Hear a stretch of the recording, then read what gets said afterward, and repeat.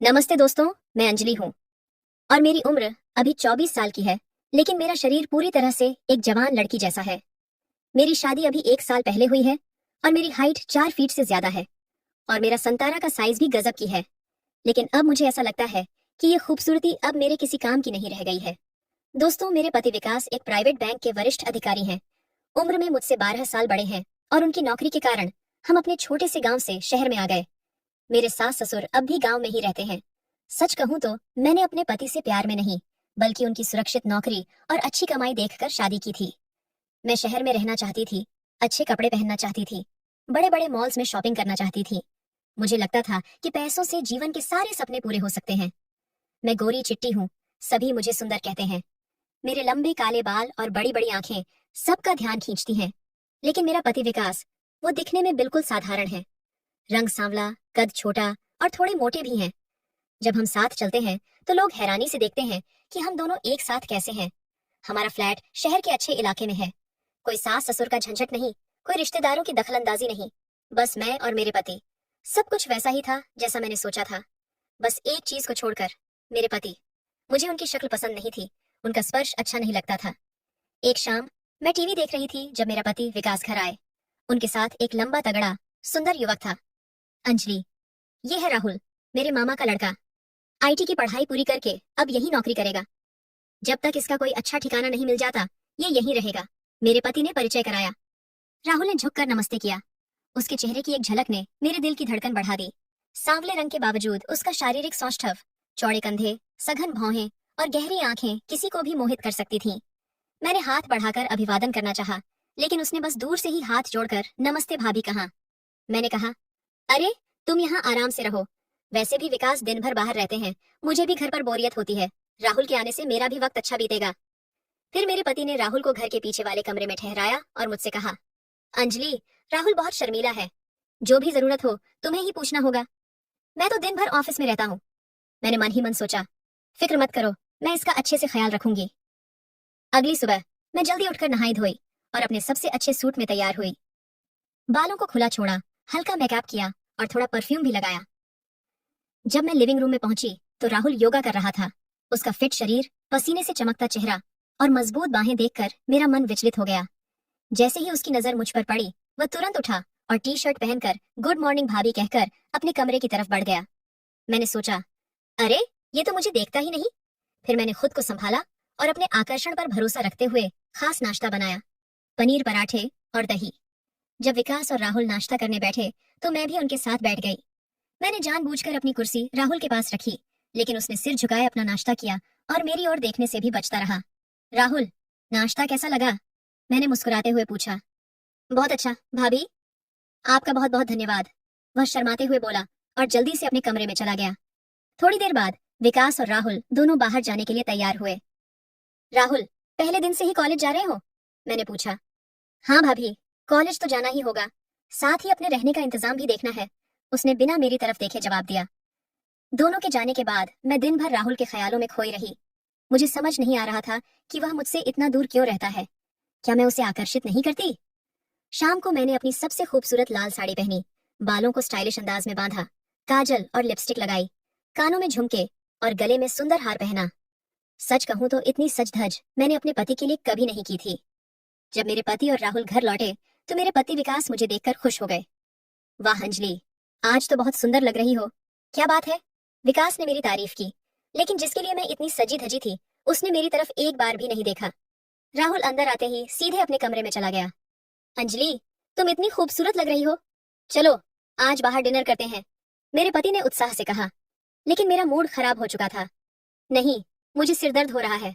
तुम जाओ, मैं आराम करूंगी, मैंने कहा और अपने कमरे में चली गई। मैंने गुस्से में अपने गहने उतार फेंके और आईने के सामने खड़ी होकर खुद से सवाल करने लगी, क्या कमी है मुझ में? क्यों नहीं देखता वह मेरी तरफ? मेरा गुस्सा और निराशा बढ़ती जा रही थी। मैंने कपड़े बदले और किचन में खाना बनाने चली गई।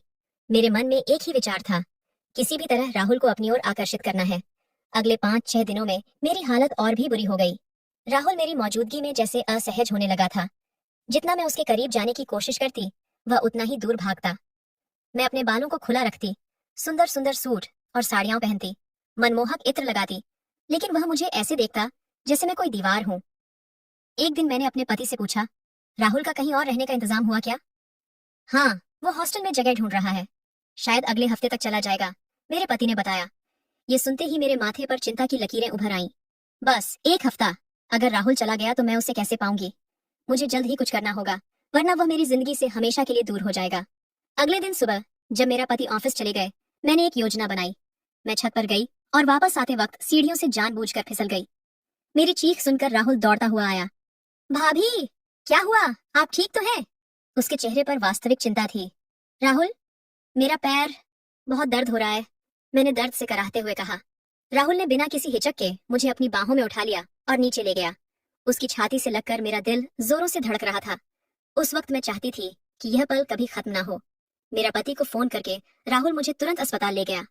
डॉक्टर ने जांच की और बताया कि मेरे टखने में मोच आई है और कम से कम 15 दिन तक मुझे आराम करना होगा। टखने पर प्लास्टर करना होगा और आपको बिस्तर पर आराम करना होगा, डॉक्टर ने कहा। घर लौटने पर मेरा पति चिंतित था। अब मैं तुम्हारी देखभाल कैसे करूंगा? मैं तो दिन भर ऑफिस में रहता हूँ। राहुल ने तुरंत कहा, भैया आप चिंता मत करिए, मैं यहीं रहकर भाभी की देखभाल कर लूंगा। लेकिन तेरा कॉलेज? मेरे पति ने पूछा। कोई बात नहीं, सेमेस्टर अभी शुरू ही हुआ है, कुछ दिन छोड़ दूंगा। भाभी की सेहत ज्यादा जरूरी है, राहुल ने कहा। मेरे चेहरे पर मुस्कान आ गई। मेरी योजना काम कर गई थी। अब राहुल को मेरी देखभाल करनी होगी, मेरे पास रहना होगा। इसका मतलब मेरे पास उसे अपना बनाने के लिए पूरे 15 दिन थे। अगली सुबह जब मेरा पति ऑफिस चले गए तो मैंने राहुल को आवाज दी, राहुल जरा इधर आना। वह मेरे कमरे के दरवाजे पर खड़ा हो गया, अंदर आने से कतराता हुआ। क्या हुआ भाभी? कुछ चाहिए था? मैं बोली। राहुल, मुझे बहुत बोर हो रहा है, क्या तुम मुझे हॉल में ले जाओगे? मैं यहाँ अकेली पड़ी पड़ी पागल हो जाऊंगी, मैंने अपनी आंखों में विनती भरकर कहा। भाभी, डॉक्टर ने आपको आराम करने को कहा है, बिस्तर से उठना ठीक नहीं होगा। आप बताइए आपको क्या चाहिए, मैं ला दूंगा, उसने दरवाजे से ही कहा। मैंने निराश होकर कहा, कुछ नहीं, बस थोड़ा पानी दे दो। उसने पानी का गिलास टेबल पर रखा और चला गया। मैं गुस्से से भर गई थी। जिसके लिए मैंने अपना टखना तुड़वाया था वह तो मेरे कमरे में आने से भी डर रहा था। अगले दिन मैंने अपनी साड़ी का पल्लू जानबूझकर फर्श पर गिरा दिया और जोर से राहुल को पुकारा, राहुल जल्दी आओ। वह दौड़कर आया। क्या हुआ भाभी?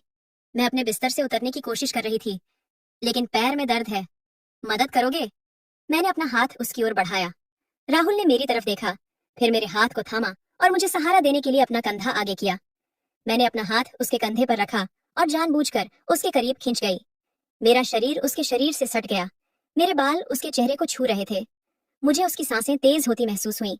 मेरा दिल धड़क रहा था। कम से कम उसके शरीर पर तो मेरा असर हो रहा था। लेकिन वह जल्दी से मुझे सहारा देकर बिस्तर पर बिठा दिया और पीछे हट गया। भाभी, आपको किसी चीज की जरूरत हो तो बस आवाज दीजिए, मैं आ जाऊंगा, लेकिन कृपया अकेले उठने की कोशिश मत कीजिए, उसने कहा और जल्दी से कमरे से बाहर चला गया। मैंने हर दिन कोई ना कोई बहाना बनाकर उसे अपने पास बुलाया, कभी पानी के लिए, कभी मोबाइल देने के लिए, तो कभी सिर्फ बात करने के लिए। हर बार वहां आता, लेकिन जल्द से जल्द कमरे से बाहर निकल जाता। एक दिन मैं सीधे बिस्तर से उतरकर जमीन पर गिर गई और जोर से रोने लगी। राहुल भागकर आया और मुझे देख घबरा गया। भाभी, आप ठीक तो हैं? उसने मुझे उठाने के लिए झुकते हुए पूछा। इस बार मैंने उसका हाथ पकड़कर अपनी ओर खींचा। वह संतुलन खोकर मेरे ऊपर गिरते गिरते बचा। भाभी, ये आप क्या कर रही हैं? उसकी आंखों में डर था। राहुल, मेरे करीब आओ, मैं तुमसे कुछ कहना चाहती हूँ, मैंने उसका हाथ अपने होंठों तक ले जाते हुए कहा। वह एक झटके से पीछे हटा और मुझे बिना छुए उठने में मदद की। भाभी, शायद आप दवाओं के असर से थोड़ा कमजोर महसूस कर रही हैं, मैं आपको पानी लाता हूँ, वह कहते हुए कमरे से बाहर भाग गया। मुझे बहुत शर्मिंदगी महसूस हुई। क्या वह मुझे पसंद नहीं करता? क्या मैं उसके लिए इतनी आकर्षक नहीं हूँ? 15 दिन बीत गए और मेरा प्लास्टर हट गया। डॉक्टर ने कहा कि मैं अब पूरी तरह ठीक हूँ। मेरा पति विकास को बहुत खुशी हुई, लेकिन मैं अंदर से टूट गई थी। मेरा प्लान नाकाम रहा था।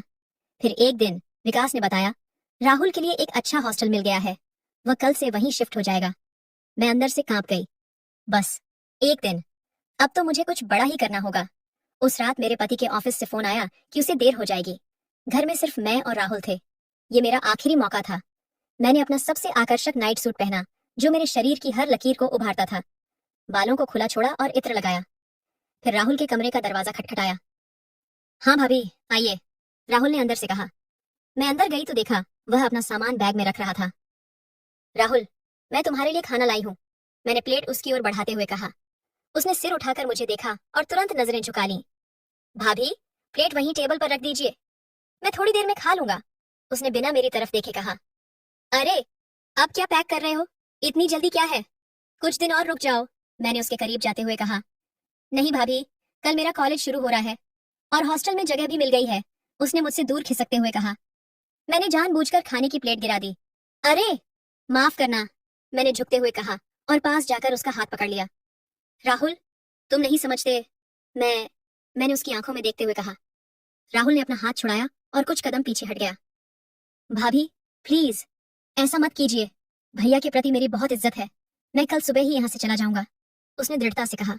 मुझे इतनी शर्मिंदगी महसूस हुई कि मैं वहां से भागकर अपने कमरे में गई और दरवाजा बंद करके जोर जोर से रोने लगी। इतने प्रयासों के बावजूद मैं उसे नहीं पा सकी थी। वह मेरी जिंदगी से जा रहा था, लेकिन मैं हार मानने वाली नहीं थी। मेरे दिमाग में एक नई योजना आ रही थी। उस रात मैं करवटें बदलती रही। राहुल के कठोर शब्द मेरे कानों में गूंज रहे थे। सुबह जब आंख खुली तो मेरा पति पहले ही उठ चुके थे और सूटकेस पैक कर रहे थे। अरे, उठ गई तुम? मैं तुम्हें बिना जगाए तैयारी कर रहा था, विकास ने मुस्कुराते हुए कहा। मैंने आंखें मलते हुए पूछा, कहाँ जा रहे हो? मुझे अचानक बैंक के काम से मुंबई जाना पड़ रहा है, 2-3 दिन लगेंगे, मैंने तुम्हें बताया था, याद नहीं? मेरा दिल जोर से धड़का। मेरे पति के जाने का मतलब था घर में सिर्फ मैं और राहुल। मेरे लिए यह एक आखिरी मौका था। तुम्हारा पैर अब ठीक है, फिर भी ज्यादा भाग दौड़ मत करना। राहुल है ना, कुछ भी चाहिए हो तो उससे कह देना, विकास ने मेरे माथे पर प्यार से हाथ फेरते हुए कहा। मैं सिर्फ मुस्कुरा दी। मेरे दिमाग में तो राहुल के साथ बिताए जाने वाले समय की योजनाएं बनने लगी थीं। मेरे पति बाहर जाकर राहुल से बात करने लगा। मैंने कान लगाकर सुना। राहुल, मैं 2-3 दिन के लिए बाहर जा रहा हूँ, अंजलि का ख्याल रखना, विकास कह रहा था। भैया, अगर आपको कोई एतराज ना हो तो मैं कल ही हॉस्टल शिफ्ट हो जाऊंगा, वहां कमरा मिल गया है, राहुल ने कहा। मेरी सांसें रुक गईं। राहुल कल ही जाना चाहता था। क्या हुआ, सब ठीक तो है ना? यहाँ कोई दिक्कत है क्या? विकास ने पूछा। नहीं भैया, ऐसी कोई बात नहीं है, बस मेरी क्लासेस शुरू हो गई हैं और हॉस्टल कॉलेज के पास है, राहुल ने झूठ बोला। ठीक है, तू जाना चाहता है तो जा, लेकिन आज मैं नहीं हूँ, तो कम से कम आज अंजलि का ख्याल रख लेना, विकास ने कहा। विकास के जाने के बाद मैंने अपने सबसे अच्छे कपड़े पहने, बालों को संवारा और हल्का मेकअप किया। मेरे पास अब सिर्फ एक ही दिन था। मैंने राहुल को आवाज दी। हाँ भाभी, कुछ चाहिए था? उसने दरवाजे से ही पूछा। राहुल, अंदर आओ, मुझे तुमसे कुछ बात करनी है, मैंने गंभीर आवाज में कहा। राहुल हिचकिचाते हुए अंदर आया, लेकिन दरवाजे के पास ही खड़ा रहा।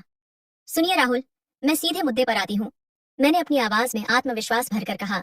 मैंने कहा, राहुल मेरी तरफ देखो, मेरी आंखों में देखो और बताओ, मुझ में क्या कमी है? मैं इतनी सुंदर हूँ, शरीर से पूरी तरह भरी हूँ, तुम्हें जो कुछ भी चाहिए मैं तुम्हें देने के लिए तैयार हूँ, फिर तुम्हारी दिक्कत क्या है? राहुल, मुझे तुमसे प्यार हो गया है। राहुल के चेहरे का रंग उड़ गया, उसने नजरें नीचे कर लीं। भाभी, ऐसी बातें मत कीजिए, मैं भैया का बहुत सम्मान करता हूँ, मैंने उसे बीच में ही रोका। मुझे पता है तुम क्या कहना चाहते हो, लेकिन एक बार मेरी बात सुन लो, मैंने अपने पति से प्यार करके नहीं, बल्कि उनकी सुरक्षा और पैसे के लिए शादी की थी। मुझे उनके साथ कोई खुशी नहीं मिलती। तुम्हें देखा तो पहली बार मुझे समझ आया कि प्यार क्या होता है। राहुल ने गुस्से से मुझे देखा। भाभी, आपको शर्म आनी चाहिए, भैया आपसे बहुत प्यार करते हैं, वे आपके लिए क्या क्या नहीं करते। और आप, तुम क्या जानो प्यार के बारे में? मैं भावुक होते हुए बोली। अगर तुम मुझे चाहो तो मैं विकास को छोड़ सकती हूँ, मेरे पास पैसा है, हम दोनों कहीं भी जा सकते हैं, नई जिंदगी शुरू कर सकते हैं। राहुल के चेहरे पर अविश्वास और गुस्से का भाव उभरा। उसने कदम बढ़ाकर मुझे जोर से एक थप्पड़ मारा। बस कीजिए, बहुत हो गया, मैं भैया का विश्वास कभी नहीं तोड़ूंगा, वे मेरे लिए भगवान से कम नहीं है। और आप सिर्फ स्वार्थ और वासना से भरी हुई हैं, आप प्यार के नाम पर धब्बा हैं।